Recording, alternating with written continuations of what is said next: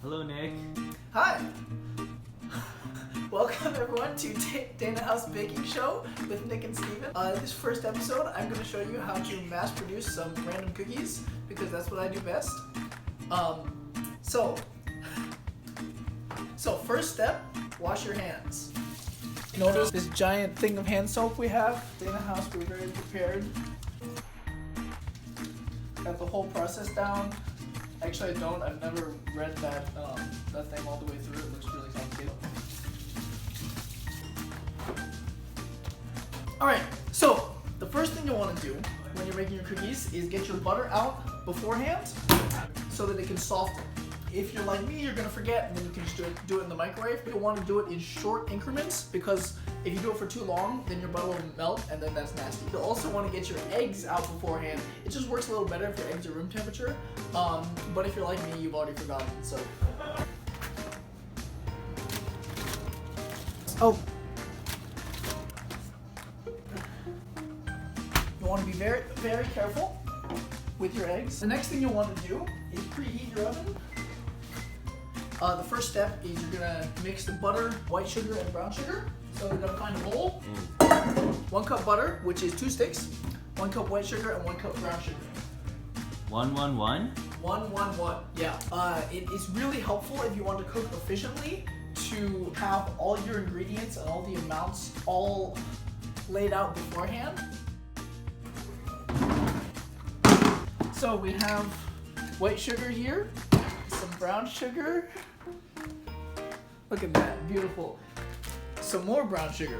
That's good, we have enough. Fun fact, if you are out of brown sugar, which happens to me all the time, you can actually, so if you're out of an ingredient, you just Google blank substitute, and there's usually something you can do to make it work. Brown sugar, you actually don't even have to substitute, you can just make it. If you have white sugar and molasses. Brown sugar actually is just white sugar and molasses, so if you run out, that's fine.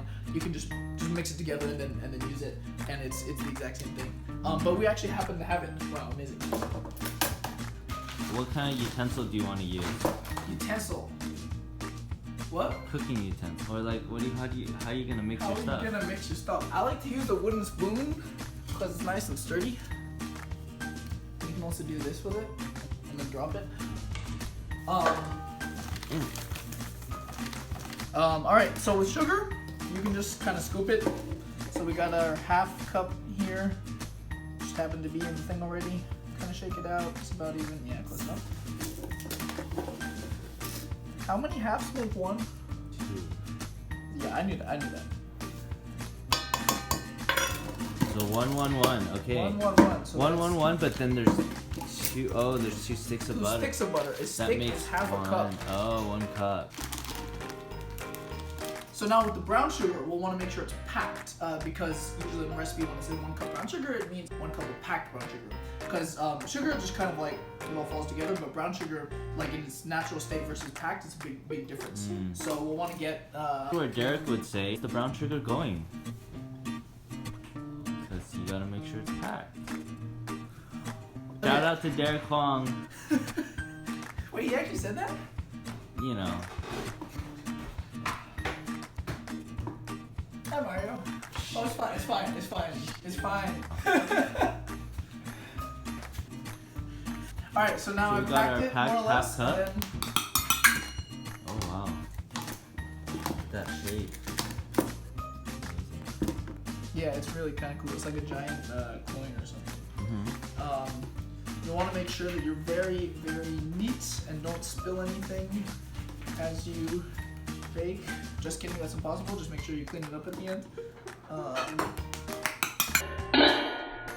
Alright, so now we have our 1, 1, 1. Now we mix it. Just gotta use some violence. So you can see the butter is nice and soft.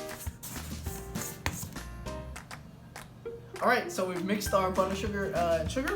And next step is to add the eggs. You're supposed to beat in the eggs one at a time. So top tip is if you just crack the egg straight in and you get a little shell in there, then it's like really annoying. So if you have something else, just crack the egg into here.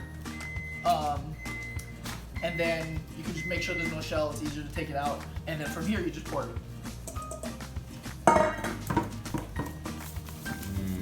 Yummy.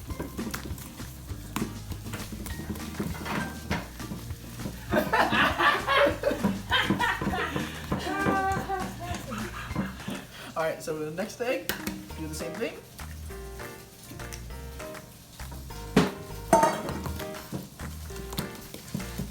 Next step is to add the vanilla extract. This is 2/3 of a tablespoon, which is 2 teaspoons. You can get this big boy at Costco. It's really good value. But this isn't open yet. This one's open. Gotta measure very, very carefully.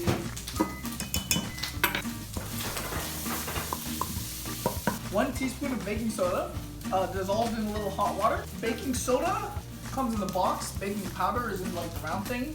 But what baking soda does is it's what makes it spread out and become like a cookie instead of like a thing. So baking soda, because you don't want it to be collecting all these smells, it has this annoying like tiny little opening. So you can't really like reach in. So what I do is I just pour it out over the trash can. Wow, that's a lot. Just use this. All right, half a teaspoon of salt. So there's different kinds of salt you can use. This, now I'm using iodized sea salt. And the reason is because it was right there where I could grab it. Oops. Close enough.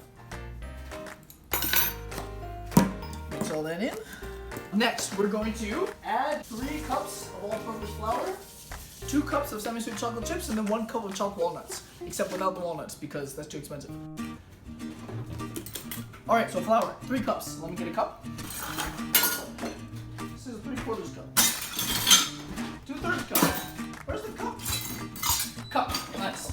So, with flour and with powdered sugar and other things with this consistency, you want to do it a little differently. Spoon the flour in.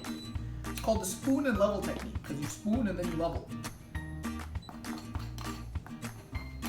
This is one of my favorite parts. Just gotta make sure you keep track of how many cups you've already done. This is number 2 out of 3. Sometimes I just keep count out loud and then I sound like a crazy person. Alright, so that's our flour. Now you don't want to use quite as much violence because if you're too violent then the flour will just get everywhere. You want to be kind of careful. As it starts to mix in, you can start to be a little more vigorous. As you can see, wow, it's like all of a sudden it's mixed in. Don't want to mix too much, especially because the next thing we're going to do is add the chocolate chips and then mix those in.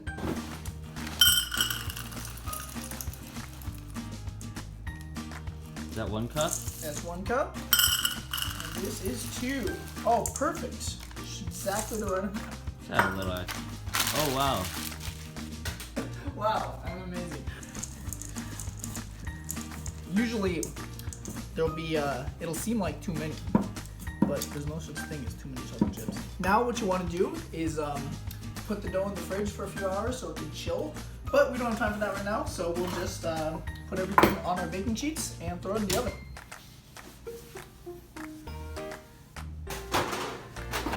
And then what you can do is just line them with parchment paper, and you can just do like this, and then the parchment paper will stick on. But we don't have to do that. Just did. But we don't have to do that because we have beautiful, fancy silicone baking mats. These are reusable. You just wash them, throw it on, form the dough into balls.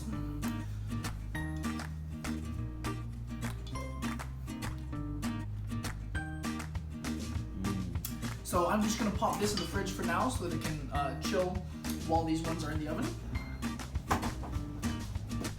And oven is preheated. Wow. All right, so pop these in. This one, I think it says 9 to 10 minutes. So I'll set a timer for 9 minutes and see how it's doing then. All right, so timer just went off, so we're gonna see how they're doing. Edges are starting to brown. It's not quite cooked in the middle, but it's gonna keep cooking once we take it out. So I think I'll give this 1 more minute. All right, it's been 1 more minute.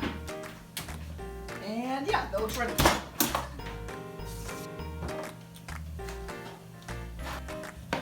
What was it? Oh, it smells awesome. All right, so now we're gonna let these cool for a bit, We'll let them cool for a bit on the pans because they're like right now. If we tried to pick them up, it would just fall apart. They'll sort of come together, get a little more firm, and then we'll transfer them to these wire mesh thing. Cooling rack. Cooling rack, yes. And it can finish cooling there. And then we'll serve them when they're nice and warm.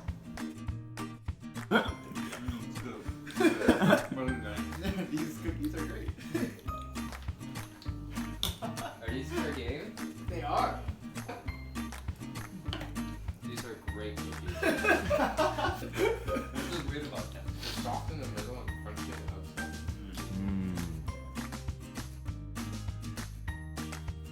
So fun fact, the first time I made this recipe, this is Dora's recipe, best chocolate chip cookies from allrecipes.com. First time I made it, it took me something like 3 hours just to make the dough. Because I had no idea what I was doing. I was like asking people, I called my mom, I was like, how do I, what does it mean when it says mix the, in like 3 hours. And then I got like 4 hours of sleep that night because like I stayed up so long like baking it.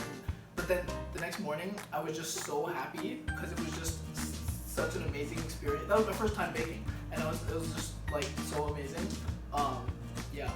If Nick can do it, any one of you guys can do it.